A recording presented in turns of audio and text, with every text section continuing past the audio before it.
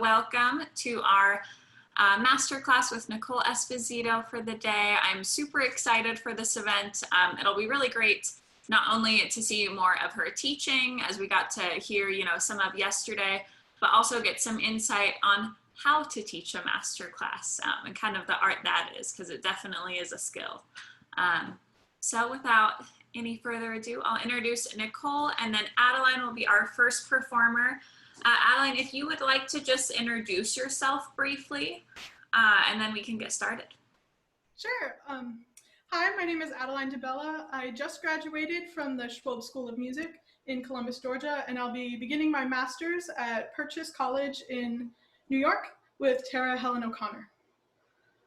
Wonderful, wonderful. Great. Okay, so nice to see everyone again. It's great to be back today at the Miyazawa Flute Festival. And so as Christina mentioned, this class is also about the art of giving a master class. So Adeline, thank you so much for introducing yourself, and I'll be with you in just a moment. I just want to say a few brief words about, in general, giving a master class, because I think it's important, and we'll discuss it as we go. But since this class is specifically also about that, I just want to give a few maybe general comments. Anytime you're giving a master class, it's really important to know your audience as much as possible, who you're giving the class to, what's the level, the experience, those kinds of things. Sometimes you don't really know in advance. Sometimes it might be a mixed level, but if you can, it's good to get some information ahead of time so that it helps you avoid having to kind of waste time strategizing even while you're teaching. Again, sometimes it might be a very mixed bag of different levels and interests, so you have to be ready for anything, but the more that you can know ahead of time is a good idea. The master class it's not a lesson. It shouldn't be a public lesson where you're teaching just the student as if it were just you and the student in the room. You really have to be sure you're engaging your audience as well. The audience is also there to learn. And I must say that oftentimes it's easier to learn when you're an auditor sitting in the audience, even more so than when you're a performer. Because when you're performing, you really want to do well, you're giving your best, you're performing, you're a little bit in that mindset. It's not that you're not open to learning, but sometimes it's hard to, in the moment, be as receptive as you might want to be with some information, where if you're sitting in the audience, you can take notes, you can be in that different kind of active learning. So a masterclass is just as much for the audience as it is for the player. A masterclass also for me is you're trying to, with the time that you have, and that's another very important thing in a masterclass is time management on the teacher's part. You are trying to impart something that the student can take away and go home with and practice. So I also think that you want to avoid maybe being so insistent on a detail or a topic. Yes, it's important sometimes that you're insistent that so the student understands. But if you're so focused on one tiny little thing and you go on for 30 minutes, the class is getting behind schedule, you see the audience members kind of waning and getting disengaged, then maybe that's not a very good idea. So just you want to always be conscious of that as well. That's why it's also important, like in a lesson, you can just point to the music and say, oh, play louder there or something like that.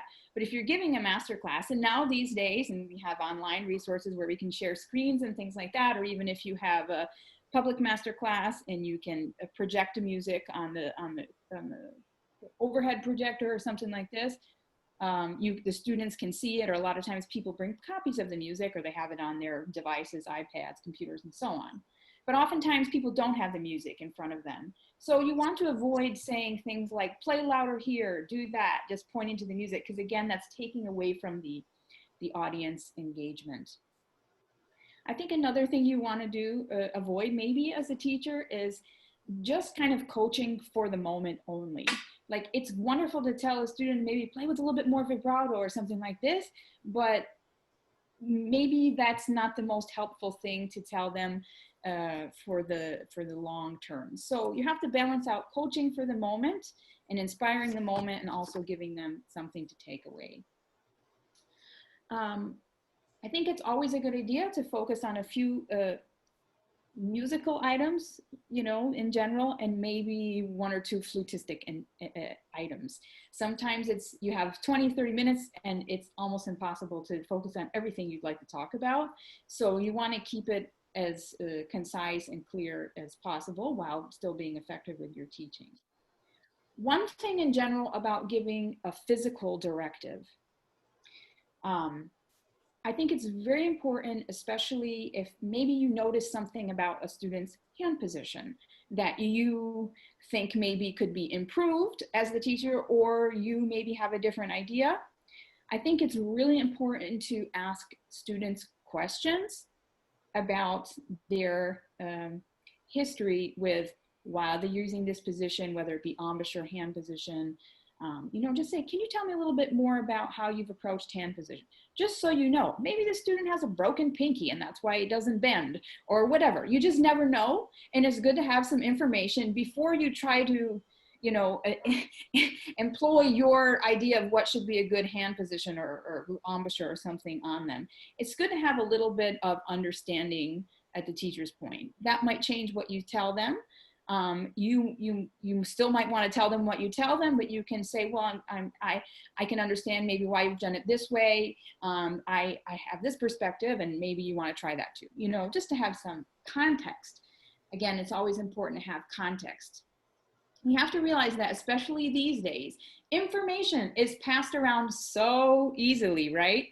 So, I often find that I think trends in teaching happen just from people simply passing them down. And sometimes we don't even know why someone said to do whatever, but they said it, and oh, so-and-so said it, so therefore, you know, it's a thing now. Well, we have the ability, like I said, to share information so quickly. So when I teach a masterclass, for example, if we're talking about like the alignment of the flute related to the embouchure. So for example, I have a left-sided embouchure, so my flute is a little bit more angled out like this. Now, if I were working with a student and I noticed that, for example, they had a left side embouchure, and I might wanted to suggest to angle the flute out a little bit more in front of them, I would suggest that to them. But I wouldn't want everyone to say, oh, well, she wants everyone to angle the flute out in front of them. No, I'm telling that person specifically. So as the teacher, I would probably also give the opposite case, where I would say, if someone has a dead-on straight embouchure, they probably want the flute more parallel to the body. If they're a little to the right, they probably actually want it angled this way, you know? So you give a context and you give a comparison so that people understand that you're giving a specific physical directive or suggestion to that person based on their physicality or anatomy. I think that's extremely important. Just a couple last quick things before we hear Adeline's. I'm really eager to hear her. I think that we all have such respect and admiration for our teachers and for our flute heroes, and that's such a wonderful thing. When you're giving a masterclass, I think you do want to avoid, however, over-referencing your teachers or other players, in the sense that, you know, if I came to have a masterclass with you, I don't necessarily want to have so-and-so's masterclass. I want to have your masterclass. So, you know, it's wonderful if you study with Marcel Moïse, but if you just, you know, I've seen people almost give the class almost completely like if they weren't there. Well, Moïse said this, Moïse said that. And I'm sorry to just single out Moïse. I'm just using that as an example. That's wonderful. We want to know that. We want to know the history of pedagogy. However, that teacher has their own unique set of experiences, combination of people that they've learned from, and it's really important to give your unique perspective. That doesn't mean you can't, you know, again, reference and give credit to where credit is due. But we have to also realize that pedagogy has changed. And not only has pedagogy has changed, and I mean evolved when I mean changed, because times evolve. And even me as a teacher now, the market for my students these days is different than it was just 10 years ago. So as teachers, we have to, of course, realize that there are many traditional things or ideas or concepts that carry down and are still great. But we must be open to evolve also with the way the musical times are going. So the last thing I'll say is when you teach a class is try not to have too much of an agenda also in terms of like, oh, I'm going to teach them this. I think you also have to have a really open mind and open heart as a teacher to be inspired by the student in the moment. So those are just some general ideas I have for people that might be teaching master classes. So I hope that was helpful. So Adeline, nice to see you. Thank you, you too. Okay, so can you tell me a little bit about your experience with this Nielsen Concerto? Yes, so I actually am relearning this piece. I learned it my sophomore year, and a lot of what I've been doing is kind of undoing older habits and retraining my ear to have, more accurate pitch and just hearing smaller details, etc. So a lot of my practice has been that. Great. Performed Have you performed it? Yes, in my sophomore year, not recently. Okay. So did you perform it with piano or? Yes, with piano. Yeah. Okay. Great. Okay. Well, let's start. I probably will, since we don't have a lot of time, and especially since this is about a specific topic today, I'll probably stop you a little ways into it. And there's a specific spot that you'd like to start at besides the beginning. Okay, I would love to work on the cadenza. So, is it okay if I start right before there? Yeah, that's fine. Great. May I ask which edition you're using? Yes. I'm using this one. Okay, the good old, real good one. Okay. The reason why I ask, I'm not sure if I can do a share screen.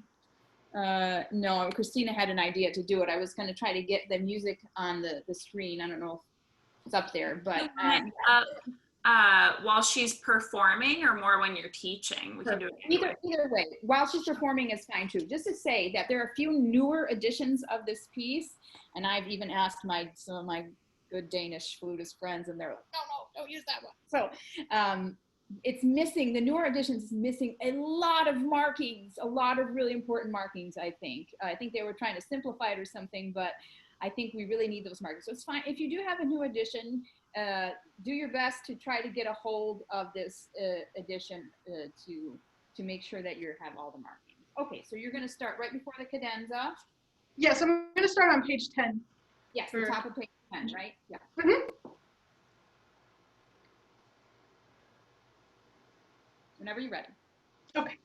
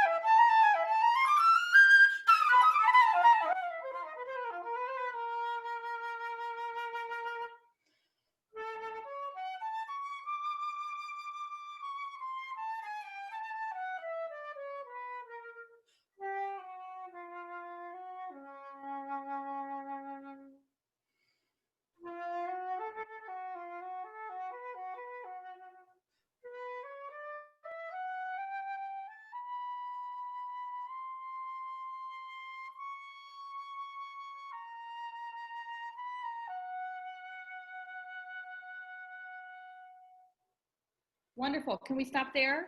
Sure. Great. Thank you so much. Thank you. So I do hope that you get the experience of playing this with the orchestra someday, because it is a fun experience. And the reason why I think this edition also is very important is because this piece is so, the flute solo part is so intertwined with the orchestral soloists, from in the winds to the strings. You know, you have so many interweaving parts, and this original edition has those parts also in the score, which I think is so essential for the flutist to understand. With any piece it is, but especially this piece. So can you tell me a little bit about your familiarity with the music of Nielsen in general? I'm not really that familiar with it, beside obviously his concerto in the quintet. Yeah. So I think that anytime we're playing a piece that's of such grand magnitude as this piece is for us, it's really important to immerse ourselves in the language as much as possible. So if I'm going to want to speak Portuguese, for example, the best way to do it is to go to Brazil or Portugal, you know, or if you want to speak Spanish or whatever. So to be immersed in the language. So I would familiarize yourself. It's wonderful that you know the quintet, of course, that's really important. Clarinet concerto, violin concerto with 3, you know, concerti they wrote. Probably most well known for his six symphonies. Some of them are more well known than others. But Nielsen especially is a very unique composer. I don't think you can name many composers that are quite like the stylistic language of Nielsen, you know. So it's good to kind of just get inside of his world a little bit in that sense. The other thing I'll say about this piece is that flutists, we flutists love to play it because there's so much for us to do, right? Right. However, it can be a little bit difficult for the audience to kind of grasp sometimes. Now, why is that? Well, there's not really like one melody. You know, there's like little motifs here and there, fragments. It goes from here to there to everywhere else. So even though it's so fun for us to play, as a listener, it can be kind of hard to follow. So one thing specifically with this piece I think is so important is that you as the performer have a very strong narrative in your mind about what's happening in the music. And what I mean by narrative is almost even like a story, you know, so that you can really tell a story, because that's what it is. It's like you're telling a story and the scene is changing like all the time. It's kind of like, you know, when you have a dream and you keep morphing into different things, right? Right. So my kind of story about this real briefly, and then we'll work on the cadenza. Again, this is just my idea that helps me to, you know, form my performance mindset in this piece. Well, if I think of Nordic culture, I think a lot about Vikings and trolls. So the very opening of the piece, boom, ba boom, ba ba ba ba ba ba ba bum. This is like, for me, it's like the Viking ship crashing into the water, right? And then the flute enters, and it's like the ship's captain.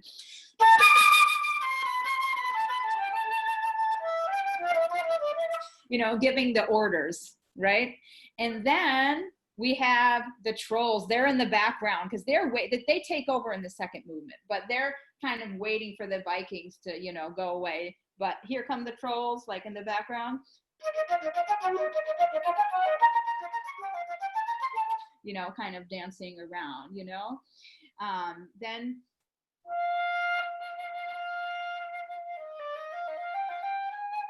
maybe that's a Viking maiden, you know, it's kind of a feminine theme there. Later on, they hit a big storm at sea, right? You know, you can almost hear them saying, row, row, like row the ship, you know? Then after the storm settles, they find like a peaceful place. Birds chirping.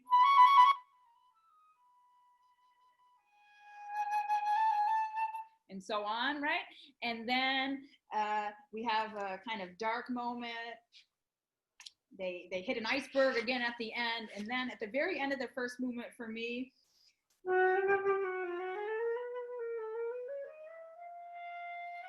that thing is kind of like the Vikings. They sunk their ship, they all died, and their souls are floating up. And then the second movement, the trolls can take over. So, and then there's lots of little trolls dances. And so on. Okay, so again, that's just my idea about it. I might be completely crazy and it might have nothing to do with anything, but you know, I'm trying to take from this kind of Nordic tradition and culture and use that as something to kind of inform my performance mentality and spirit in this piece so that I can translate something to the listener. Because if not, I think they can sometimes get a little lost. Okay, so now back to your performance of the cadenza. Thank you for letting me talk about that. I think specifically for this piece, it's very important, so I wanted to mention it. Okay, so what do you find to be the challenges of this cadenza? I think varying each little section so it doesn't just sound like one big undigestible chunk of music. I try to break it into like little chunks and then assign like a different color to each one or a different mood or whatever. Yeah, that's all very fair. Do you find it very technically challenging, or is that what you're worried about? Yes. Okay. I could hear that. So I think it's very easy when we see music that there are more 16th notes or 32nd notes to automatically think, oh, this is something technical. This goes back for me to, I think, a big mistake that we make in terms of being teachers and how we present the material, that something fast or that requires fingers, I say that with quotes, is technical, and something slow is sound. Well, fast with more notes or slow with more notes is just as much about sound as it's about fingers, and it's about musicality just as much. Fast is about sound and about musicality. There's no difference. Okay, I think in your mind you're thinking fast, I got to move my fingers fast. So that's what I'm hearing, is you're just kind of moving your fingers fast. And I guarantee you that most of the time when someone has a problem physically, technically, it's because their fingers are moving too fast, not too slow. So that's probably one thing that you're worried about. You know, I really try never to say like fast fingers, because that has nothing to do with anything. Your fingers don't need to be fast. They need to be controlled and coordinated. Right. Yeah. So, and anyway, it's not your fingers that's really doing it. It's your brain. Your fingers don't move on it. So it's not like from the Addams family, right? It moves on its own. So the ear has to be coordinated. And I don't always hear that you are phrasing very well in terms of your coordination in how you're hearing it. Okay. So we have to be able to hear it very well. Okay. So even coming out of the cadenza, out of the F, right?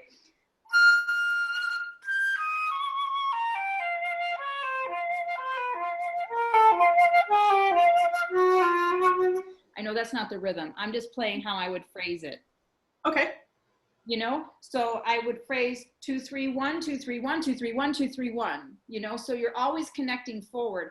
That's both good for your eyes and your ears, and you won't make an accent. So if you do, see where the accent is anyway is on the beat too. You know, where he puts it like.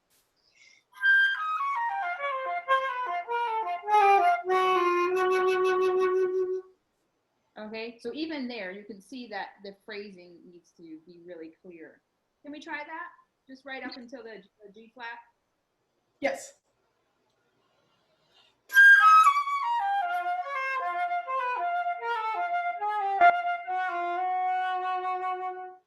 Great, so that's again how you do it in your mind. Now play it with a true triplet rhythm.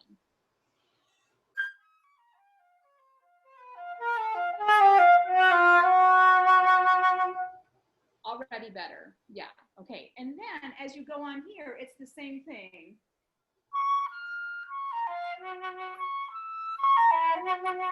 And so on. Da, Right. da, da, da, da, da, da, da, da, da, da, da, da. But then smooth out the rhythm so it's an accurate rhythm. But just think about how you're phrasing it. Okay.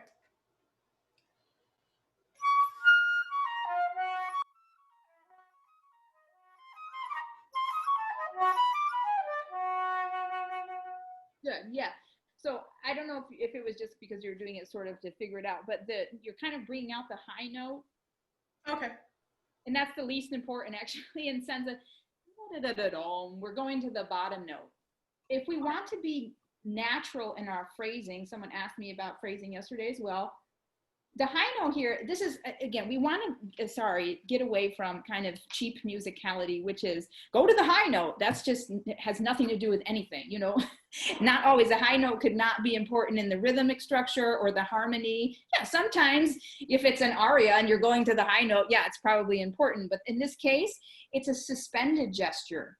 So it's kind of like if you go up over a hill or a mountain, you suspend the energy at the top and then it flows to the bottom, right? So if we want to be natural, we have to reflect nature. So you don't need an accent on that high note. Okay. And so on. Okay.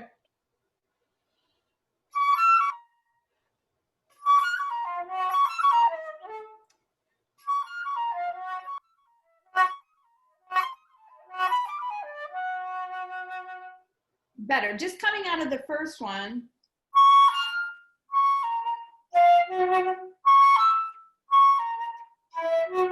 I would group by twos in your mind, but always da da da da da da, not da da da da da da da, but going to the next note. Okay.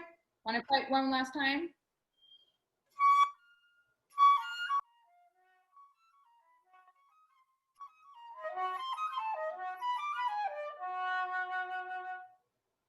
That seemed better. Your audio cut out for a second, but that seemed better. You actually had less finger issues, right? Yes. Because you had it coordinated in your ear. Right. Yeah. So we always want to make sure that when we have what seems like to be a technical issue, that we understand, is it a problem of facility or skill? And it seems like you're a good flute player. So I don't think it's actually, it might be a little bit a problem of facility or skill. We can always, myself included, be better at our basic skills, right? However, or is it a problem of musical comprehension or awareness or phrasing? Most of the time I find that it's that one. Because it's not that hard to play the flute really in terms of like operating the mechanism. One finger goes up, down. I mean, it's not like bassoon with all these extra keys or all that stuff, or, you know, the flute mechanically, I am like the least coordinated person in the world. I can't even use chopsticks. So if I can play the flute decently, like, you know, it's not that hard. So, but you have to be really clear about how you're hearing it. Okay, can we go on a little bit? Yes.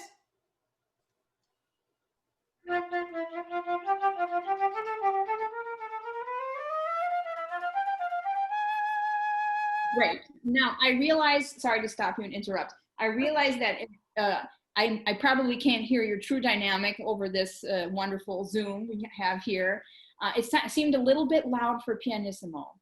So trying to be a little bit more mysterious.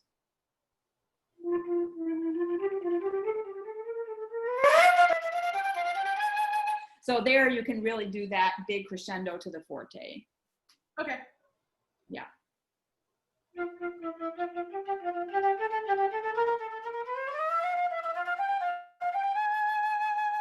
Great. Is there any reason why you're playing them so short, almost like I can hear like ta ta ta ta ta. Oh, well, the whole cadenza I kind of break into different instruments, like if it was a solo from each member of the orchestra, and I kind of think of the oboe for this one. So they play like really short and like, you know. Okay, I'm sorry, I have to say something. I don't mean to, no offense to my oboist friends if anyone will be listening, but like everybody knows that like oboe in the low register is like not the instrument you want to imitate, like articulating. I was thinking more like they have like a very bouncy articulation.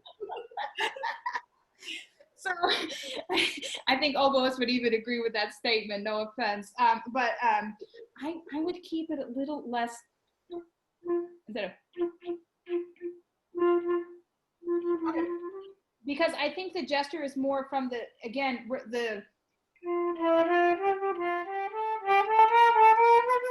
we're going up. That doesn't sound like an up gesture, actually. It sounds like it's kind of stuck, you know? Okay. So I understand what you're trying to do, but I don't know if I think you're trying to be interesting, but I don't know if it's serving what's actually happening in the music. Okay. Okay?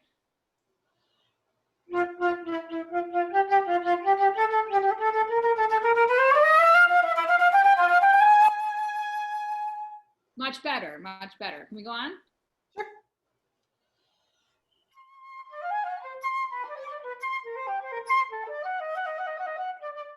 Great. So we have the same thing here. This thing, right? So it sounded like you had a little issue there. Mm-hmm. Okay, so you know what the culprit is? The D natural. D natural is like our break on the flute, like clarinets have a break. Pretty much the bad guy is always a D natural. So you got to think about how you're gonna, again, solve it musically.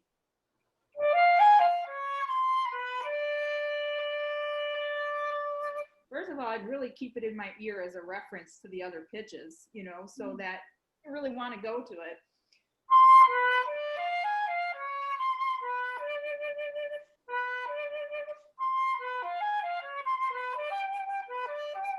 You know, trying to think of that as kind of like a little bit more stabilizer in the middle of these arpeggios when you have it.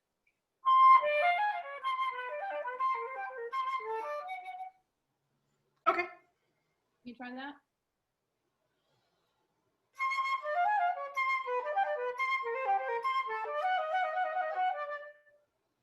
Yeah. Yeah, that was way easier. Yeah. It's good. We want it to be easier in that sense, right? So we have to get out of our heads this idea that fast music equals difficult. First of all, any kind of music, whether you find it difficult or easy, is ultimately your own opinion. It has nothing to do with the music. Right. You know? So it's based on your skills and your ability to relate to the music, which is your opinion in the end, you know? So I'm always trying to not editorialize, you know, how I look at the music. Because also, if you look at something that's slow and say, well, that's not difficult, then you're also not giving it the attention and credit that it should have. So I think it's really important not to qualify the music in that sense, to think that, oh, this is difficult, so that means technique, so I have to think about playing fast. Because you were missing out on a big musical opportunity there to show the difference of how the harmony is progressing in that arpeggio, right? Right. So once you did that and figured it out, no problem. You probably weren't even thinking about your fingers, were you? No, I wasn't actually. There you go. There you go. Easy, easy. Okay. Can you start right at the a tempo? Yes.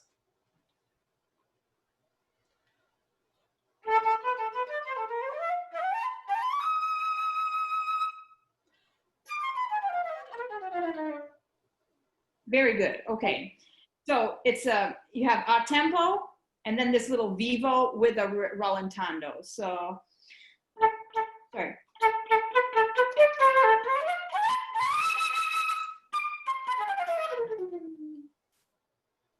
Something like that. So I would be like, try to make a really big, like surprising gesture right at the vivo, like really fast out of the gate, and then like, you know, dissipating at the end more. Okay.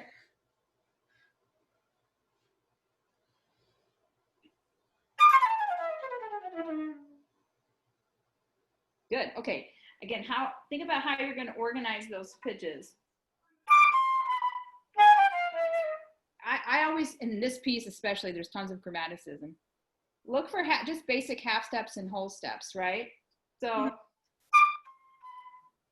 we have one half step. Another one.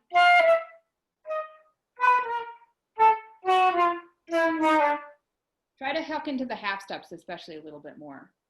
Okay.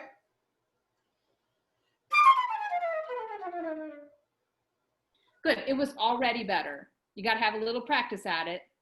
Right. You know, maybe overall in the phrasing of it, but you were identifying the pitches a little bit more. Pitches have meanings. You know, composers, I don't think choose just, oh, I think I'll throw in, do 3 chromatics and then, well, I got bored with that, so now I'll do a whole step, you know, right? So they're trying to have some kind of, tell you something. So usually half steps, for example, means some kind of musical tension is happening, you know, so, or if it's a tritone and it's creepier or something like that, you know, like there's meaning usually in the intervals, so we have to use those. Okay, can you now just finish the cadenza up to the up until the low D at the sostenuto? Yes.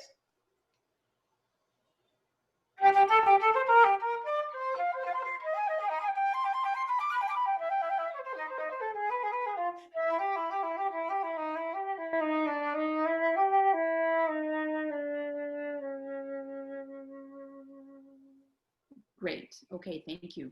So I think, again, I talked about time management, so I got to keep on my time here. I think we see these groups of 6s, and how they're grouped on the page is not necessarily how, you know, they are phrased musically in order for it to come across a little bit more smooth. So just because something, and I often find this with articulation and we see staccatos and things like that, just because something is disconnected technically does not mean it's disconnected musically. So you're kind of doing like, there's a little bit of a break after the groups of 6s, and it's not really flowing. So in order to be able to play something how it looks on the page and what it says, you should be able to play it not how it says too. Right. So I would change the slur and make a group of 6 from the last group of 3 to the first group of 3. So it would be,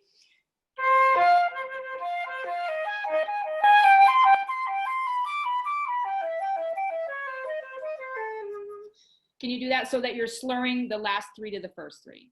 Yes.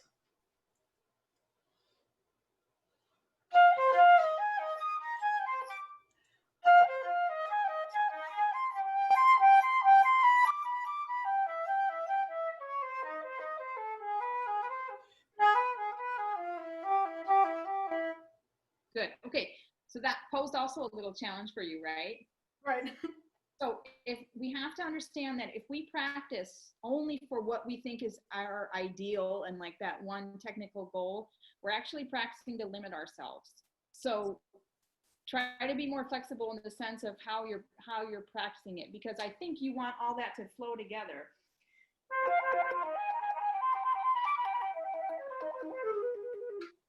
Something like that, right? It's kind of like, it's a little bit like we don't really know what's going on, so we don't want those breaks in between because it's like too concrete of a thing. Okay. Okay. So I think I have to go on with the time now, but I hope that gives you some guidance as to how to approach this musically. And when I mean musically, I don't mean expressively. That's different. Expressively is what you're doing to make expression in the music. Musically is what the music is doing. Musicality is what the music is doing. So you have to kind of break down a little bit what's happening with the intervals, harmony, you know, the way the notes are grouped. Is that really the way they're grouped? Is that's just how it's notated? Because sometimes the notation is not the music. There's a book written exactly with that title by Bartold Kaukin, famous Baroque flutist. So that's really important. The notation is not always the music, it's part of it. But ultimately a composer has an idea and they have to have a kind of universal way of writing it down, right? So make sure you're asking yourself questions about the notation, that it's not just like, okay, 4/4 means this and 16 notes, da da da da da da da da da. You know, probably there's something else going on in the music that can inform the way of digesting it for yourself. So thank you so much. Thank you. Yeah, and good luck with your journey with this piece. Keep going with it. Thank you so much. Yep, wonderful. Thank you. Great. Well, we have Darwin next. If you'd like to unmute yourself and just tell us a little bit about you and what you'll be playing today. Hi, I'm Darwin. I am from Puerto Rico. I actually live right now in New Jersey, and I'll be playing today the Zyman Sonata. Number 1, right? Yes. Okay, and I've met Darwin before. We've had a lesson before. Yes, in 2014. I think 2014, right, in Chicago. Yeah. Okay, so you're going to be playing the Samuel Zyman Sonata number 1. Can you just tell us a little bit about Zyman, because some people may not know him? Well, Zyman, a Mexican-American composer. I think I see myself now. Mexican-American composer. He is the teacher at Juilliard School of Music. His music reflects mostly Mexican folk music. He, as many other Latin composers, he tries to evoke what is traditional music in classical music. So that's mostly what you're hearing in his music. Yeah, great. So have you performed this with piano? I did actually last Saturday. Oh, cool. So it's fresh for you. Yeah. Yeah, I think, this piece, Sonata number 1 especially, is pretty widely played these days as a recital piece. He also wrote a second sonata that's also got a lot of notes in there to play, and a lot of other pieces for flute as well. So it's definitely a composer worth checking out. Okay, do you want to go ahead and start at the beginning? Is that okay? Okay. And I'll stop you at some point. Okay.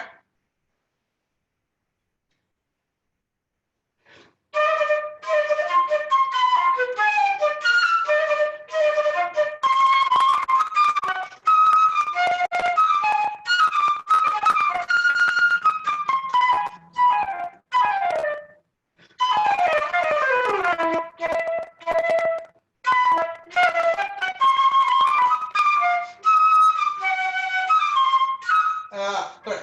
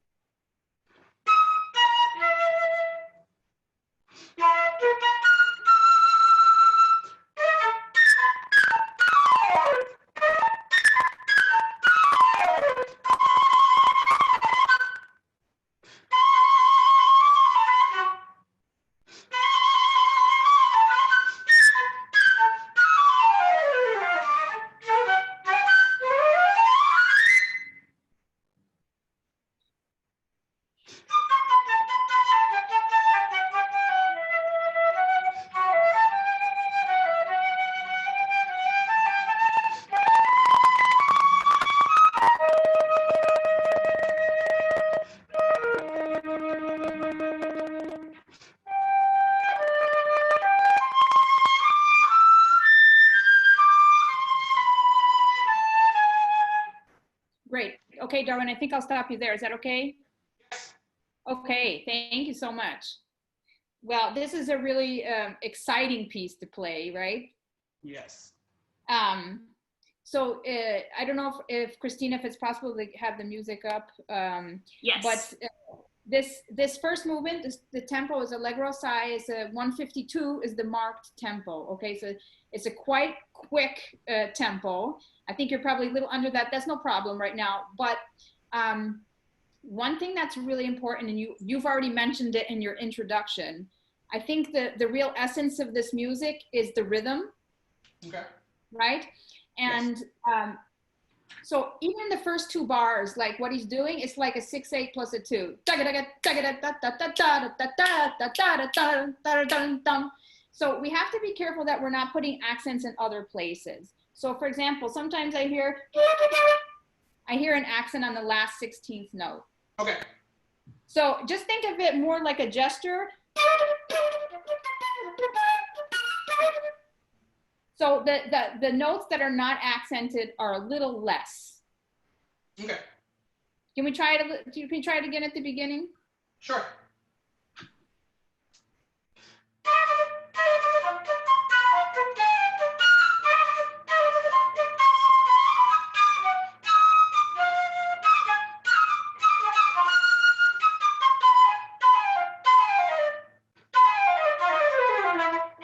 Good. Okay, that's better. That's better. Now, how are you demonstrating, technically speaking or physically speaking, these accents? We have to, can I just, sorry, say one other thing before you answer my question?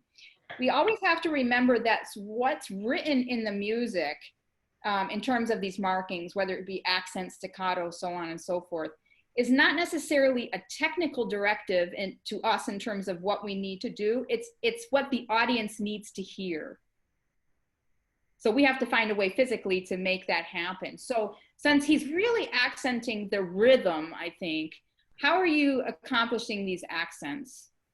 I'm actually using air with a little bit of tongue and a little bit of my diaphragm. Okay. That's okay. That's one way of doing it. However, especially a diaphragm attack, it's kind of sharp and it dissipates rather quickly. So what I might suggest is having a little bit more sustain on the, accented note. And then you'll get almost that change of like, you know, mixed meter. Rather than just the accent like with the articulation or the diaphragm. I would sustain a little bit more. Can you try? Sure.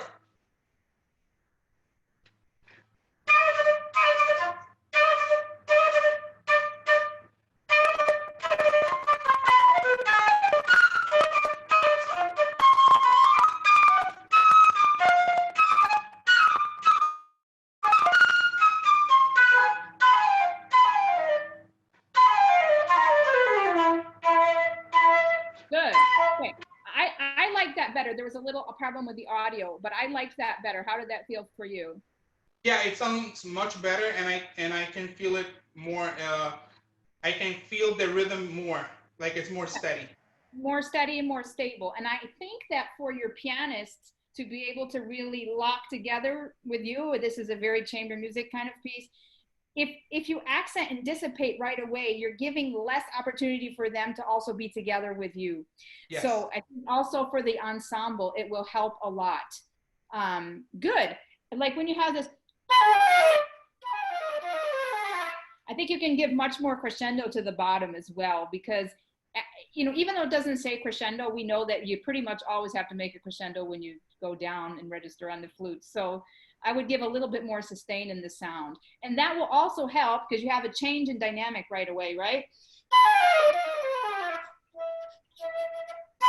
You know, there. Can we just do that bar? The one going down? Yeah.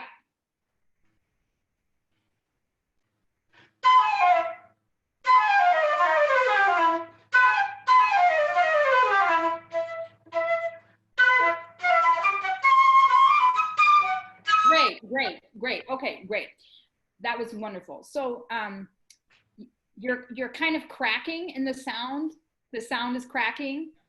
And this is like every flutist has the same problem, right? We all experience cracks. So what happens when we crack, again, is usually before we use the tongue, because I understand you want to use a nice, really strong, clear articulation. If you get to build up too much pressure in your mouth right before you release the tongue and you use the tongue, you're going to crack.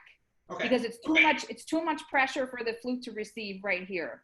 So what you have to do if you want to use a very strong articulation, tonguing, articulation, try to lower the pressure in your mouth right before. So that kind of making like a open shape, making sure that the tongue is intense, because if the tongue is high or tense, it's going to create pressure. So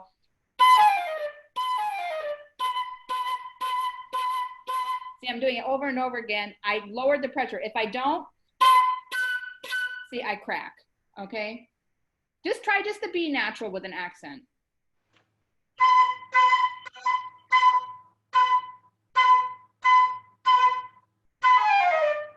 Good. The last thing I would say is try to think of, again, a little bit more of that sustain in the sound that you were getting like at the beginning. Oh, and how you want to sustain it is how you need to shape your mouth and your sound before you articulate.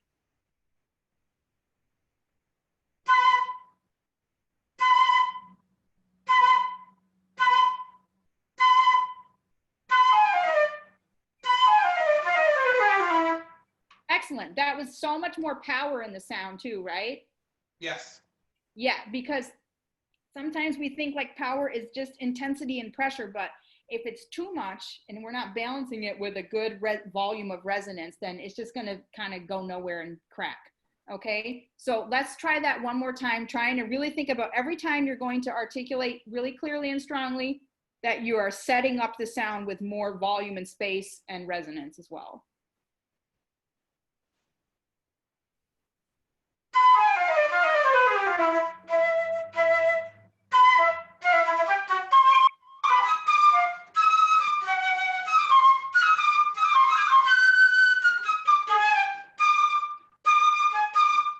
Hey, bravo, you didn't crack once.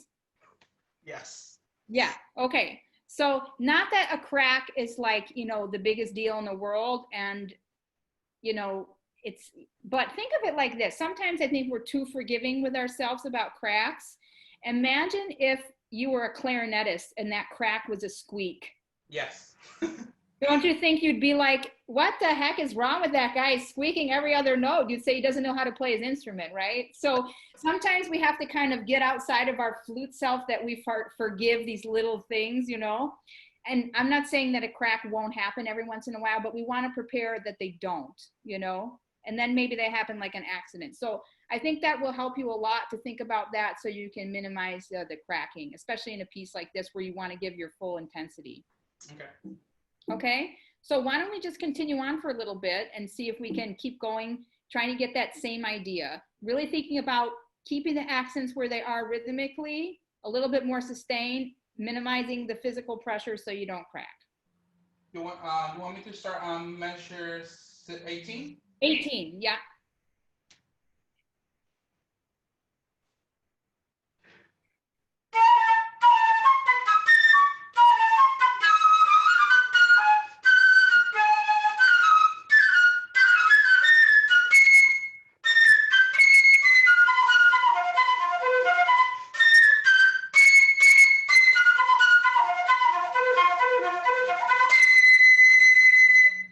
It's already much better, For example, here's another at bar 20, you have, try not to accent like the A flat, Yeah. Now, can I just ask you, which fingering are you using for the high C? Sometimes it's like the normal one, 3 up, 1, and gizmo, right. Or just the whole thing. I'm basically asking about, bar 23 and then after that, because you played it with piano. This is unison with the piano, this high C, right? And it's really difficult for the pitch. Yes. Now, I'm not a huge alternate fingering person, but I do think for this specific passage, it works well technically, and also intonation wise with the piano, to not be so sharp. If you just play B natural without the thumb, so you get, and then you just put the thumb down for the B natural. Yeah, like the trill. Yeah, I think in this case, that fingering works really well. Okay. Because it's always a struggle there with the intonation. So, and then again, technically it works pretty well because you're going to a B natural right after that. So, you know, so then it's quite easy, technically speaking, because you just have to put your pinky down. Mm-hmm.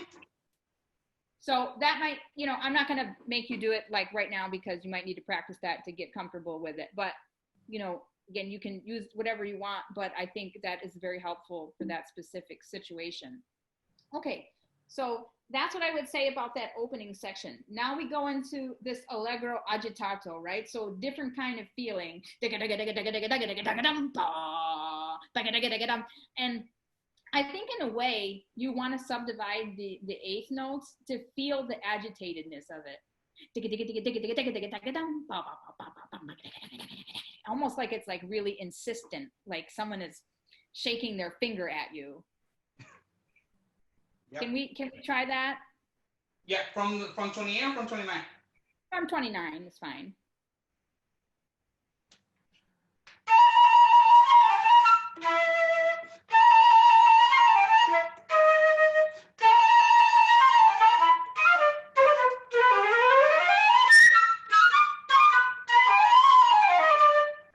Okay, bravo, very good.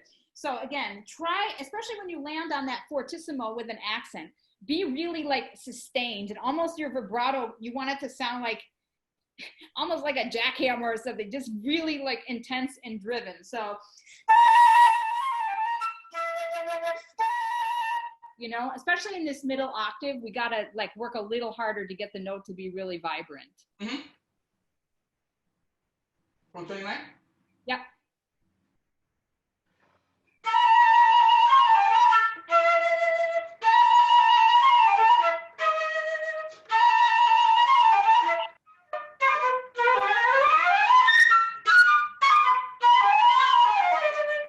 Much better, yeah. Now we have a different kind of agitation. When you get to this thing, we have sforzandos now on the accents. Before at the beginning section, we didn't, right? We just had forte and accents. So I would give maybe a little bit more articulation and with the sustain as well. So, sorry. So it's very, very, very clear.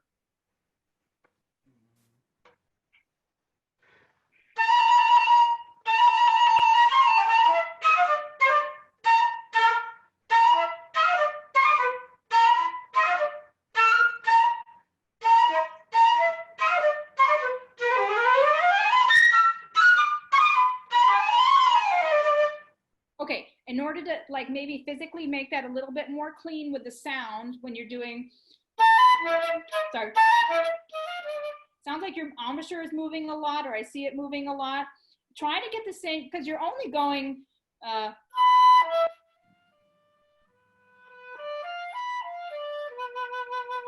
you have this kind of diminished thing. It's only basically an octave. So you don't really need, like between an octave, you don't really need much embouchure change. So try to do all that with one. When I mean embouchure, I don't mean lips. I also mean mouth shape inside. So, sorry. Try to keep your mouth shape more consistent.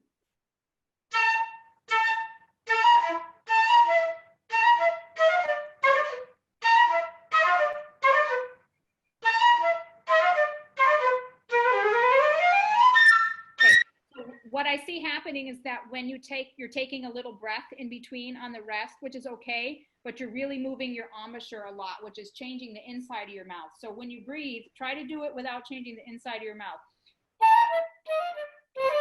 Can you see me? I'm not changing. Yes. Not where it's kind of like chewing.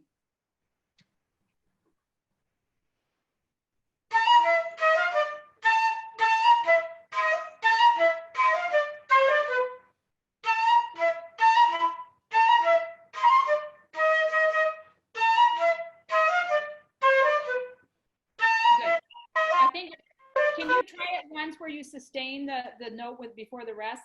Okay. And try not to let the mouth change.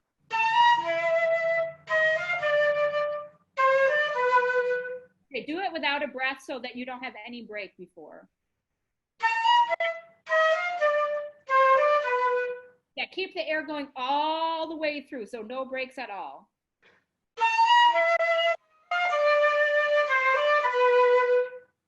Much better. Now let's try it a little bit more in tempo, but without the break.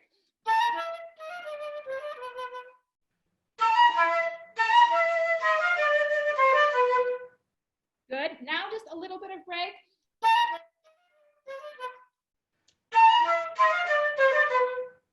Yeah, that's it. That's all you need, basically. Okay, there's just should be, you want a less physical change so that, because you're only on those notes for such a short amount of time. If your mouth is changing too much all the time, the sound won't project very well. Can you try it from 31? Yes.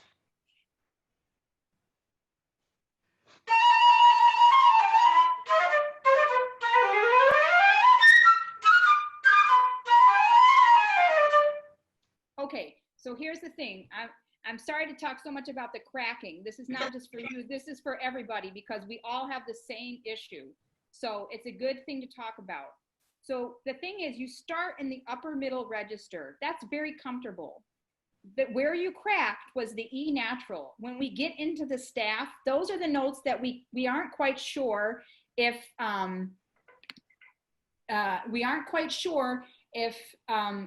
if it's an upper register or we're getting into the lower register. So when you breathe, I want you to actually think that you're going to start on the E natural, okay? So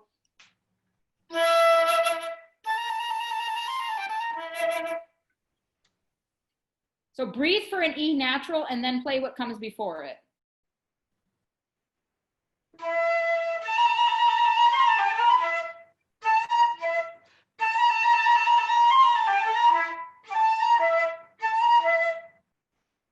Good. Okay. So this is really important. Oftentimes when we have a passage, especially if it's a quick passage, we kind of breathe for the first note. And the first note might be a relatively comfortable note, whereas where we're going in the phrase might not.